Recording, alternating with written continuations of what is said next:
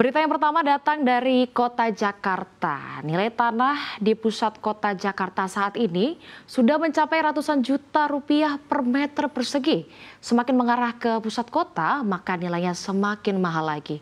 Nilai tanah tertinggi saat ini berada di kawasan Sudirman, Central Business District atau SCBD. Associate Director Research and Consultancy Department PT Leeds Property Services Indonesia, Martin Hutapea menyatakan harga tanah paling mahal di SCBD nilainya sekitar 200 hingga 300 juta rupiah per meter.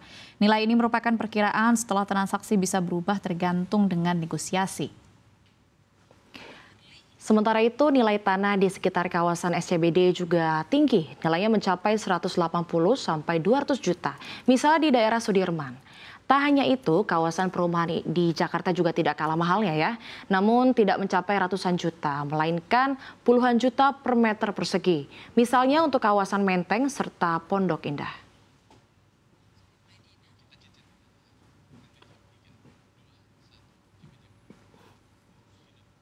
Wah, Syari, kalau kita lihat secara harganya memang mahal sekali begitu ya tadi di kawasan SCBD, kemudian bahkan nggak cuma yang ada di kota, tapi yang semakin dekat kota juga harganya semakin nggak terjangkau.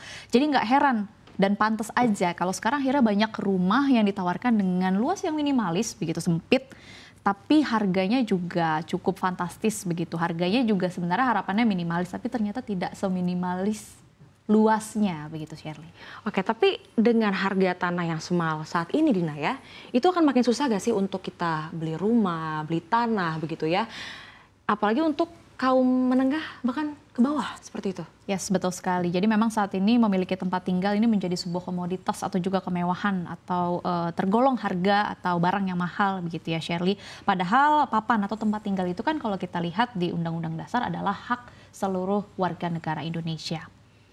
Nah, betul sekali. Nah, ini juga ya Dina ya yang mungkin jadi pertimbangan bagi pemerintah dalam membuat rumah subsidi. Memang ini tentu saja akhirnya menjadi buah bibir begitu ya, karena besaran luasnya yang kita ketahui tidak luas gitu, luas tapi tidak luas seperti itu. Tapi ini mungkin cara pemerintah juga untuk menghadirkan rumah di tengah-tengah kota dengan harga yang terjangkau, apalagi rumah tapak nih sebenarnya peminatnya banyak sekali Dina ya. Ya, tapi mungkin Shirley untuk mengurangi beban, menurut kamu bisa nggak sih sebenarnya pemerintah membangun rumah susun begitu yang ini menjadi solusi dari permintaan rumah. Jadi ya ke atas begitu, jadi bukan rumah tapak dan di lahan yang sama tapi mungkin bisa dihuni oleh 100 kepala keluarga begitu.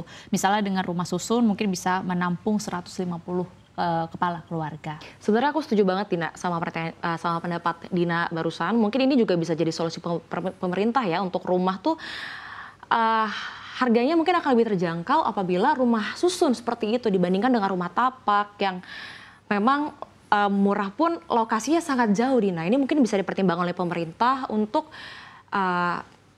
lokasinya juga yang strategis seperti itu. Yes, betul sekali. Meskipun memang ini sudah disinggung begitu ya oleh menteri terkait bahwa ada rencana dari pemerintah akan membangun rumah susun, tapi kita tunggu saja bagaimana realisasinya ya, Shirley. Kita ke informasi selanjutnya.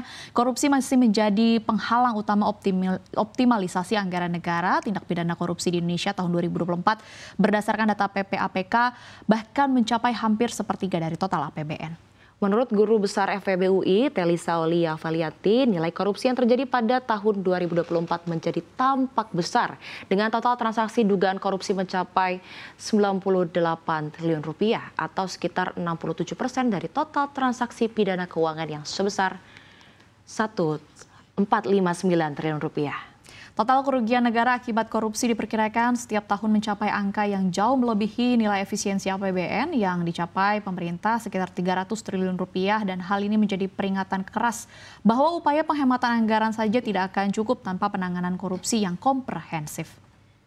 Telisa juga mengingatkan perlu adanya penanggulangan korupsi yang tegas karena tanpa penegakan hukum yang lebih berani mengoptimalkan kinerja APBN akan percuma karena APBN terus tercekik oleh praktik korupsi.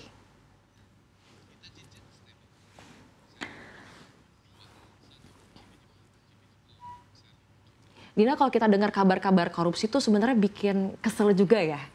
Maksudnya itu kan uang uang rakyat, tapi malah dipakai sama orang lain yang bukan haknya seperti itu. Nah itu memang agak aneh begitu ya, karena disuruh hemat di kondisi ekonomi seperti ini, tapi ternyata cukup banyak oknum yang tidak bertanggung jawab makan uang negara sampai ratusan triliun. Mau sampai kapan sebenarnya Indonesia seperti ini ya, Shirley, pertanyaannya? Tapi kalau Dina sempat ngikutin yang kemarin seperti itu ya, itu kan ada beberapa barang bukti yang dijadikan tumpukan seperti itu ya. Itu kan akhirnya kita bisa lihat ternyata uang triliunan tuh sebanyak itu ya, Yes. bisa hampir setengah ruangan, Dina. Ya, betul sekali. Dan kalau kita lihat secara fisik itu bahkan menambah sakit hati kita masyarakat Indonesia ya. Karena ternyata uang pajak yang dikumpulkan dan yang diambil dari konsumsi kita ternyata dimanfaatkan oleh oknum-oknum yang tidak diharapkan. Dan bahkan memang bisa dikatakan apa yang sudah disampaikan oleh Bu Telisa ini betul, sebenarnya diperlukan langkah yang lebih tegas begitu, salah satunya dengan membuat satgas untuk memberantas korupsi. Tapi ya balik lagi, ini harus menjadi prioritas dan terus dipantau begitu oleh seluruh pihak. Ya betul sekali, jadi anggaran yang ada itu bisa benar-benar dimanfaatkan dan dirasakan manfaatnya oleh masyarakat yang benar-benar membutuhkan, Dina. Jadi akhirnya nantinya kan investor-investor akan menganggap kita Indonesia itu sebagai negara yang bersih dan bisa menarik perhatian mereka. Kalau korupsi terus banyak, melanglang buana ke sana ke sini, investor juga takut ngelirik Indonesia. Yes, betul sekali, akan mengurangi daya beli Indonesia untuk investasi masuk begitu ya. Kemudian tidak hanya kepercayaan publik saja yang hilang, tapi negara juga bisa hilang arah karena uang yang seharusnya bisa untuk membangun sekolah, kemudian rumah sakit, habis di kantor oknum yang tidak bertanggung jawab. Ya, kedepannya kita berharap ya Dina ya, kalau ada gebrakan yang lebih baru lagi, yang lebih oke lagi dari pemerintah, terutama untuk menindak tegas yang pelanggar-pelanggar atau pelaku korupsi begitu ya, agar dijerat semaksimal mungkin, biar jerat tentunya, Dina. Yes, betul sekali, supaya upaya penghematan juga lebih efektif begitu. Kita ke informasi selanjutnya. Badan Pengelola Investasi Danantara meminta pejabat BUMN mengubah budaya kerja, termasuk tidak bermain golf di hari kerja dan tidak melibatkan istri dan keluarga dalam urusan kantor. Chief Operation Officer Danantara Indonesia, Doni Oskaria, menyampaikan pejabat BUMN yang bermain golf di hari kerja memberikan persepsi buruk kepada masyarakat. Selain dua hal tersebut, Doni juga meminta jajaran direksi BUMN untuk menerapkan prinsip tidak berutang budi, tidak bekerja di bawah tekanan, dan tidak menggunakan ajudan secara berlebihan. Doni mengaku senang kini budaya kerja baru di BUMN sudah mulai diterapkan. Ia mengatakan kini sejumlah direksi BUMN datang rapat dengan dirinya tanpa ajudan. Menurutnya ini adalah budaya kerja baru yang profesional.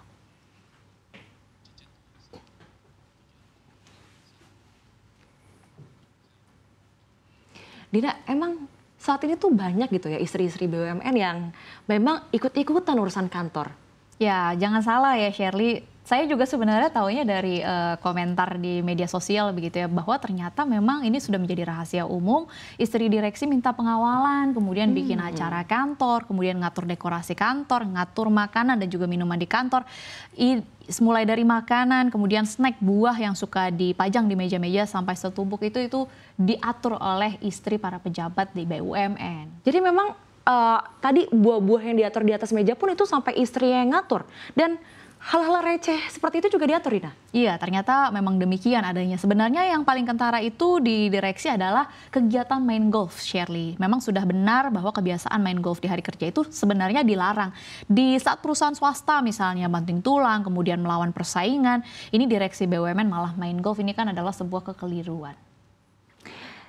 Tapi bukannya itu jadi pencapaian mereka akhirnya? Wajar gak sih level VIP gitu, main golf kan buat menunjukkan kelas sosial, Dina. Dan juga untuk narik potensial klien dan juga gimana biar BUMN ini bisa dipandang elit.